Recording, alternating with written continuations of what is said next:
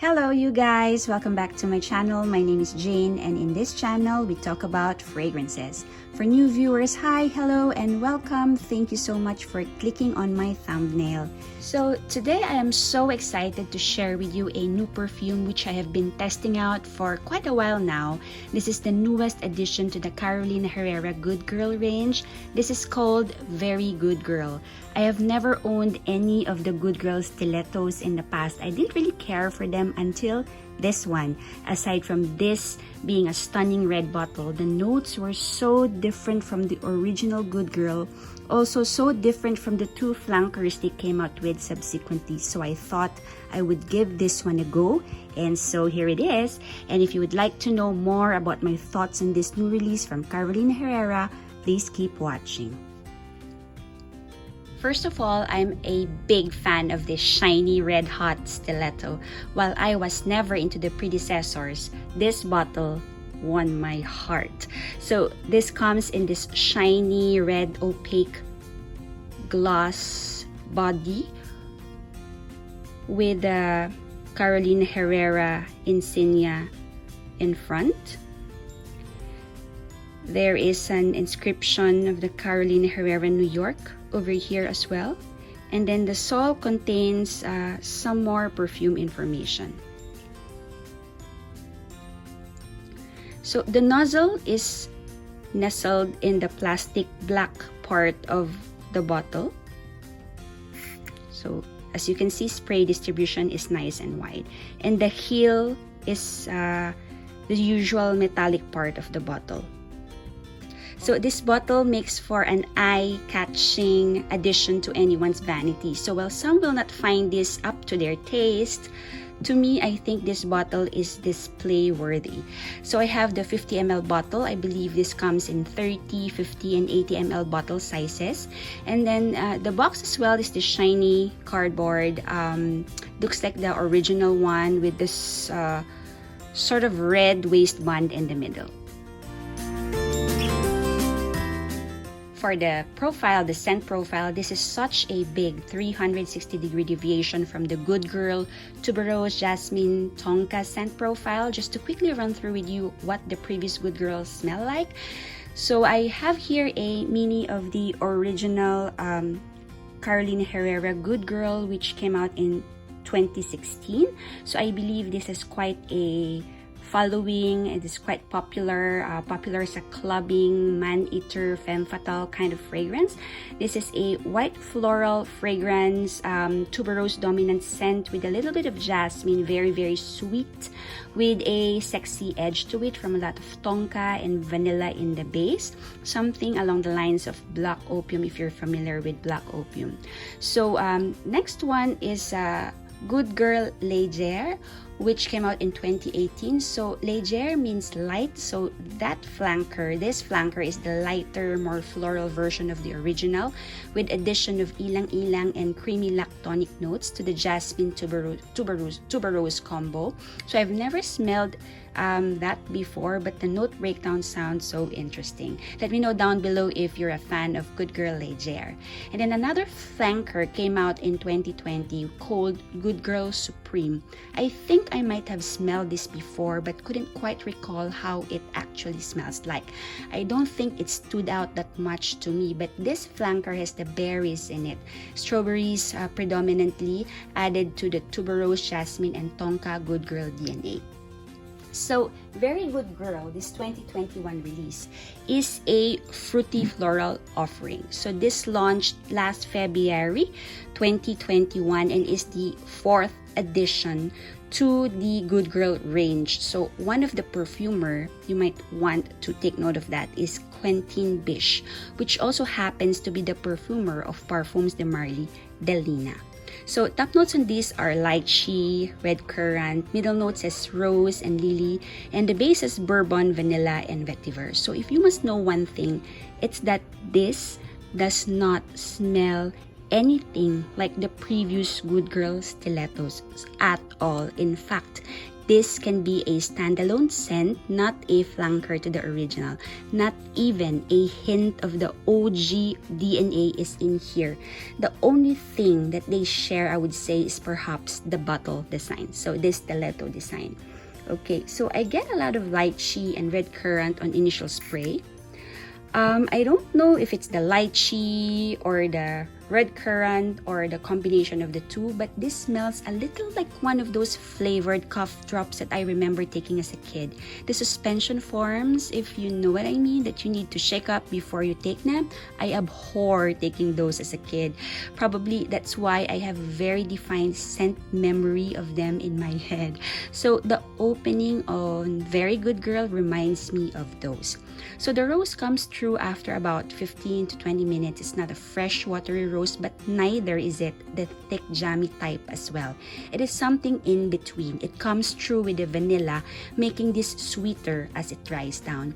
The fruity character stays on the entire life of the fragrance. More of the lychee rather than the red currant remains. So the dry down on this, get a load of this, is very, very reminiscent of Delina, but a little bit more powdery.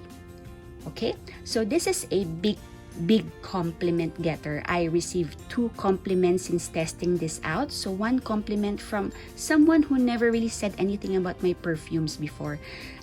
I'm guessing the lingering scent in the air has the same allure that Delina has. I'm guessing that is why this gets compliments and potentially loads more in the future. As for performance, projection and sillage, this projects quite well with moderate to strong sillage. I have to say this creates a very noticeable scent bubble around you, such that when you walk around, people near you are going to definitely get or catch a whiff of this scent. Longevity, I would say, is at least 5 to 6 hours before it becomes a skin scent on me. I was just doing the standard 5 to 8 sprays, perhaps longer if I oversprayed. So I sprayed this as well on clothes before I went to bed the other day, and I can still very much smell myself upon waking up the next day. So I have to say 2 thumbs up for performance. As for the price, on foreign websites, this retails for $97 for the 50 ml and $126 on the 80 ml. This isn't available in our local department stores here in the Philippines yet, but the original ones as well as the flanker is about 5,750 for the 50 ml and then 7,400 pesos for the 80 ml. That's Rustan's price that I'm quoting. So for me, this is good value in my opinion. Definitely a fair price for a designer release. Wearability, definitely an easy wear in this warm, humid climate of the tropics. The fruity notes, despite me finding them a little synthetic smelling, lifts this fragrance up, making this light and very pleasant to wear in day-to-day heat and humidity of the Philippines, or during perhaps summer months in 4-season climates. This is a good everyday scent, day or night. This will make for a good signature perfume. The price is very permissible as well, so you can spray or overspray this every single day. This also lasts quite long, so you get a lot of good wear out of each spray.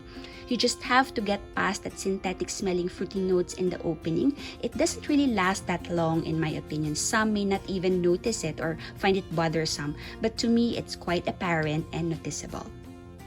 So you guys, if you've made it this far, I thank you again for joining me today. If you enjoy fragrances and fragrance-related content, I hope you consider clicking on the red subscribe button below, hit the bell icon so you don't miss out on new videos I post in the channel. Thank you so much for your support. Now to answer some questions lurking in your head. Is this a dupe for Delina? Is Very Good Girl to Delina as Burberry Her is to Baccarat Rouge 540, having the same perfumer creating the original and making a more mainstream designer interpretation of the niche DNA? Based off of note breakdown alone, they really do sound similar, except that Very Good Girl by Carolina Herrera definitely has a fruitier opening, while Delina straight up smells of tart rose on initial spray from the rose rhubarb combination. Sweet fruity notes dominate Very Good Girl in the opening. I have here samples of Delina as well as Delina Exclusive, and I had a chance to compare them side by side. And I really do think that even the Delina Exclusive, which is the flanker, which doesn't contain the rhubarb note, but is a fresh pear instead, Exclusive still smells of rose in the opening rather than fruits. So on initial spray, if you expect to find Delina, you're not going to find it there. Vanilla notes come through a little while later. I only get the rose lychee vanilla combo until about 15-20 minutes later, when it starts smelling very much like a dried down version of Delina. I would say Very Good Girl is about 90% similar to Delina, most especially in the dry down. So while Delina can feel thick and heavy on really humid days, Very Good Girl is much lighter for use on those occasions. This isn't watery or ozonic by any means, but definitely lighter than Delina. Very Good Girl doesn't have that resinous, incensey undertone that Delina has. I'm guessing that's why Very Good Girl comes across as lighter to my nose. Weirdly enough though, basing on the scent profile alone, I find Delina more fresh smelling than Very Good Girl. I think it's really that rhubarb plus some citrus on top that's giving Delina its freshness. And on that note, Delina to me is more full-bodied, rounder, a much well-blended scent, much more elevated and chic, and niche quality. It's truly a joy to wear from start to end. You truly get what you pay for. As for gender, it goes without saying, this is definitely feminine leaning. The bottle alone says it's feminine, but as they all say, perfumes is unisex, so go figure. Is this a love or a like? I love Delina, actually Delina Exclusive more, but I reserve them for special occasions and special events. But Very Good Girl over here, I can definitely wear this every day without feeling guilty spending a ton of money on scented water. So in as much as they smell similar, they each serve a purpose in my opinion, and both deserve a spot in my collection. Do you need this in your collection? Yes. If you love fruity florals reminiscent of Delina DNA but is wary of spending a ton of hard-earned cash on a perfume bottle, this one is for you. Or if you're like me who reserves each drop of Delina for special events and looking to make Very Good Girl your everyday scent, then you ought to get yourself a bottle. I recommend though that you sample this first, just because, and particularly because on my skin that opening sort of bothers me a little bit, but you might also not find it up to your taste. Will I repurchase? Maybe. I don't really know how long until I run out of this 50 ml bottle of mine. I just might. I will cross the bridge when I get there. I am truly happy to finally own my very first Carolina Herrera stiletto over here.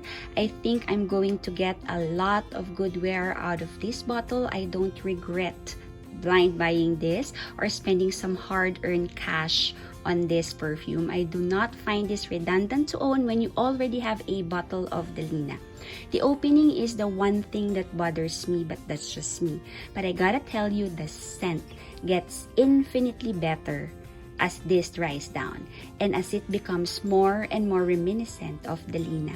I think this one, Very Good Girl, is a great grab and go fragrance, especially for the warmer months. I have yet to test this out in high heat. Delina is definitely too thick for high heat situations. But this one, I think maybe quite a fit for those situations. So I hope you found this video informative. I hope this sheds some light on some of your questions that you may have about this interesting shiny new red stiletto over here. So drop me a comment down below if you've purchased a bottle yourself, and what do you think about the scent profile. Is this worthy at having, or are you looking to purchase this bottle? Are you going to blind buy a bottle of this? So thank you again so much for joining joining me today. Please don't forget to give this video a big thumbs up. Subscribe if you haven't already. Hit the bell if you haven't already to be notified of future videos and content. Thank you so much for watching. I'll see you in my next video. Please spread the fragrance love. Bye!